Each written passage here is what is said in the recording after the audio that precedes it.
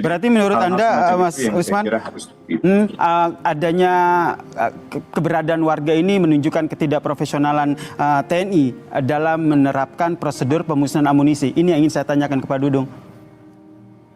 Baik, begini Mas, memang saya dapat informasi pun, inilah kebiasaan-kebiasaan yang sering dilakukan, dan menurut saya ini perlu kita evaluasi. Karena memang apapun kalau melibatkan masyarakat, saya mendengar informasinya bahwa pelibatan itu pada saat penggalian lubang biasanya dimanfaatkan oleh masyarakat. Namun menurut saya memang seharusnya ini perlu kita evaluasi bahwa apapun yang dilaksanakan dalam rangka pemusnahan itu dilaksanakan sesuai dengan ketentuan, artinya siapa personil yang terlibat, baik sipil akan ada PNS-nya maupun TNI-nya. Ya mereka saja langsung yang melakukan yang sesuai dengan surat perintahnya. Nah ini kalau sudah seperti ini baru nanti akhirnya jadi muncul hal-hal yang memang perlu kita investigasi. Memang betul masyarakat di sekitarnya, saya mendapat informasi kalau sudah terjadi ledakan yang amunisi, itu serpihan-serpihan itu mereka saling rebutan. Tetapi itu di luar konteks di dalam prosedur kalau menurut saya. Sehingga menurut saya TNI harus mengevaluasi bahwa ke depannya yang terlibat di dalam proses pemusnahan itu harus sesuai dengan surat perintah yang melaksanakan. Masyarakat tidak boleh lagi untuk dilibatkan, demikian.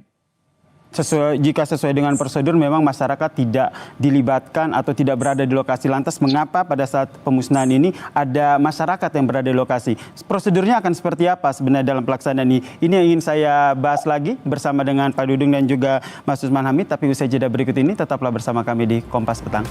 Untuk mengumpulkan puing-puing pasca pemusnahan amunisi ini. Apakah selama ini juga sepengetahuan Anda memang keterlibatan warga ataupun keberadaan warga ini kerap terjadi?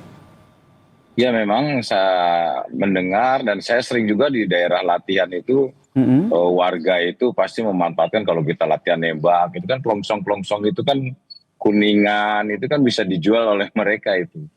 Dan ini memang ke depan harus kita tertibkan. Tidak serta-merta memang pada saat latihan, setelah kita selesai latihan pun mereka tuh masyarakat berbondong-bondong untuk mencari serpihan-serpihan seperti itu. Nah memang ke depan harus kita evaluasi bahwa prosedur di dalam pemusnahan itu jangan sampai melibatkan masyarakat lah.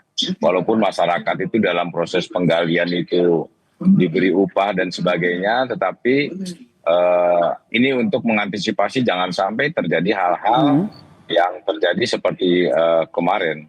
Nah, ini diberikan upah seperti apa izin Pak Dudung? Ya pasti kan mereka menggali itu kan pasti ada lah dikasih untuk upah masyarakat karena menggali sumur dan sebagainya itu. Berarti memang keterlibatan dari warga sipil ini juga memang sejak dari awal ya, termasuk membuat lubang, kemudian mereka juga ikut mencari puing-puing pasca pemusnahan amunisi. Ya bisa jadi seperti itu karena memang keterbatasan personil, kemudian kita penggalian itu kan memerlukan cangkul dan sebagainya, biasanya selama ini menggunakan masyarakat. Tetapi pada saat proses pemusnahan itu masyarakat jauh dari mana-mana dan sebelumnya juga pada saat akan pemusnahan itu jauh-jauh hari sebelumnya itu kan mereka tuh kurang lebih sekitar 2 minggu ada di sana itu. Nah kemudian ada himbauan biasanya pada saat kita latihan, apalagi ini pemusnahan. Nah saya juga belum monitor kok sampai terjadi ada pelibatan masyarakat yang cukup banyak, dari 13 ada 9 masyarakat yang dilibatkan.